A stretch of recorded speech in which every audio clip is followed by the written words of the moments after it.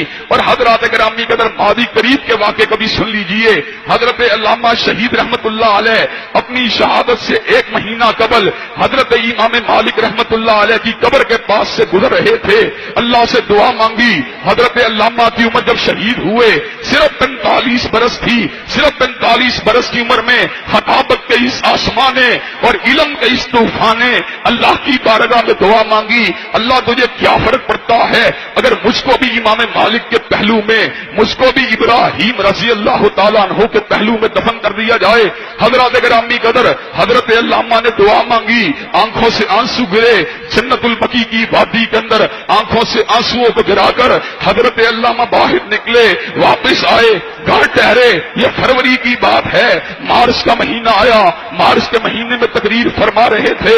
حضرات گرامی قدر اسی وقت قلعہ لکشمن سنگھ میں راوی روڈ کے اوپر آپ کے اوپر جس وقت قاتلانہ حملہ ہوا, حضرات کسی کے تصور میں بھی نہیں تھا کہ ایک بندہ دھماکہ پاکستان میں ہوتا ہے, اس کو اٹھا کے ریاض کے اندر شاہی طیارے کے ذریعے ریاض میں پہنچایا جاتا ہے. لیکن ریاض میں جانا ایک بہانہ تھا. دعا حضرت علامہ کی جنت البقیع میں کی ہوئی پوری ہونے کا وقت آ چکا تھا. حضرات گرامی قدر اللہ نے کیا کیا, ایک رات بھی اور ایک پورا دن بھی حضرت علامہ ملٹری ہسپتال ریاض میں زندہ نہیں رہے. ایک دن بھی پورا آپ نے زندگی کا نہیں گزارا. وہی علامہ جو میو ہسپتال کے بستر پر 7 دن تک موت و حیات کی جنگ کو لڑتا رہا, اس لیے کہ پاکستان میں اس کی موت کا وقت مقرر نہیں تھا. اس نے دعا مانگی تھی, اللہ میں مدینہ میں آنا چاہتا ہوں. اگر پاکستان میں انتقال ہو جاتا, اگر پاکستان میں موت ہو جاتی تو یہ دعا پسنا رہ جاتی. لیکن اللہ جب اپنے بندے کی سنتے ہیں اسباب کو پیدا فرما دیتے ہیں. طیارہ آپ کے علاج کے لیے آپ کو ریاض لے کے نہیں گیا, بلکہ طیارہ آپ کو جنت البقیع میں تدفین کے لیے ریاض کو لے کے جا رہا تھا. آپ کی دعا صرف 1 دن تک تشنا رہی. آپ فجر کے وقت جس دن وہاں پہ پہنچے تھے, اگلی صبح فجر کے وقت 24 گھنٹوں کو پورا کرنے سے قبل آپ کی حالت بگڑتی چلی گئی. آپ نے جامع شہادت کو نوش کر لیا.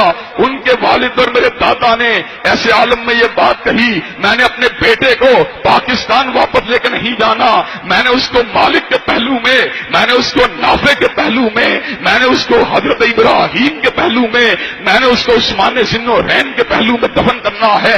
حضرات گرامی قدر حضرت علامہ کی دعا مجسم ہو گئی. اللہ نے ان کو جنت البقیع میں پہنچا دیا. اس کا مطلب یہ ہے آپ بھی اگر اللہ سے دعا مانگیں, اولاد کے لیے دعا مانگیں, اللہ اولاد دے گا. شفا مانگیں, اللہ شفا دے گا.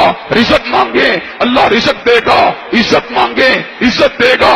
شہادت مانگیں, شہادت دے گا. سعادت مانگیں, سعادت دے گا. شفا مانگیں, شفا دے گا. وہ ہر چیز دے سکتا ہے, اس کے خزانوں میں کسی قسم کی کمی نہیں.